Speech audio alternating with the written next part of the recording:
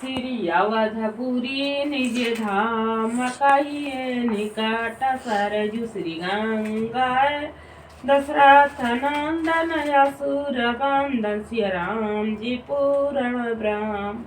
हे रघुराम जी पूरण ब्रह्म है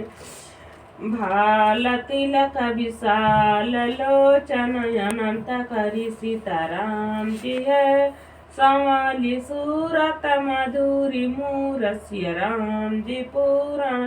ब्रह्म है रघुराम जी पूरण ब्रह्म है लंकापुरी छिन माही जारो आज्ञा करी श्री हनुमान जी रावण मार भविष्य था पोषिय राम जी पूर्ण ब्रह्म है रघुराम जी पूर्ण ब्रह्म है अनंत कला युग चारी प्रगटे सात दीपन अखंड आदि अंत मध खोजी देखो सिय राम जी पूर्ण ब्रह्म है रघुराम जी पूर्ण ब्रह्म है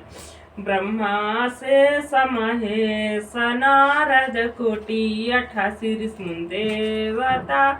इंद्रादिक सनकादि धाम सिय राम जी पूर्ण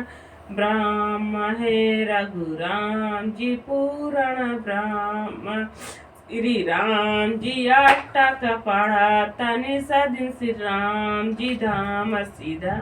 अचितम श्री गुरु रामानंद अवतार अद्भुत श्री राम जी पूर्ण ब्रह्म है रघुराम जी पूर्ण ब्रह्म है नंदन